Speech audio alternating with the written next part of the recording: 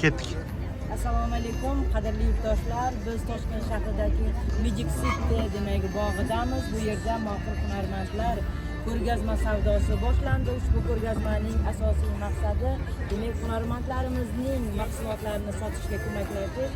Tadbirni O'zbekiston Savdo-sanoat palatasi va hunarmand uyushmasi hamkorlikda tashkil etmoqda. Bugungi suhbatdoshimiz yangi chehralarni sizga tanishtirmoqchimiz. Buxorolik zargar. Bugun men ko'rgazmalarga sizni ko'rmaganman, o'zingiz tanishtiring. Assalomu alaykum. Men Buxoro shahridan Bafayev Muhammad Ali bo'laman. 15 yildan beri zargarlik bilan shug'ullanib kelaman. Muhammad Ali, bu sulola davomchimisiz yoki o'zingiz o'rganganmisiz? Yo'q, o'zim o'rganganman. O'zingiz o'rgangansiz. Endi farzandlarimga endi o'rgatyapman. Aha. Sizning mahsulotlaringiz haqida ozgina bizga nima gapirib bering. Mahsulotlarimiz bu O'zbekistonda yangi yo'nalish desak ham bo'ladi.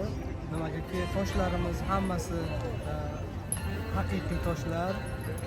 Keyin qo'l ishlari bilan ham shug'ullanyapmiz. Masalan, bu uzugimiz qalamzani deydi. Toshi ham firuza, asl toshlardan qo'l ishlari bular.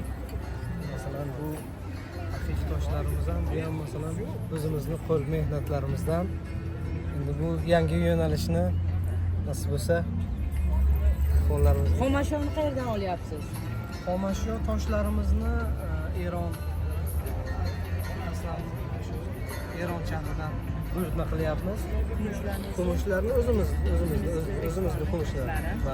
Xo'p, biz hunarmand uyushmasi tomonidan startup loyihasi e'lon qilindi. Bugun o'ylaymanki, kreativ yondashgan holda ushbu tanlovga ishtirok etasiz. Birinchi o'rinda 70 million so'm miqdorida mukofot qo'yilgan va ekologik toza, mana shunday turizmbob hamda kreativ yondashgan mahsulotlarni demak ishlab chiqarishga ko'maklashamiz.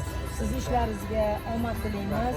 O'ylaymanki, Buxoro zargarlari dunyoga mashhur, kelgusidagi ishlaringizga rivoj tilaymiz. Yana ko'rgazmalarga, xalqaro ko'rgazmalarga ko'rishguncha. Rahmat.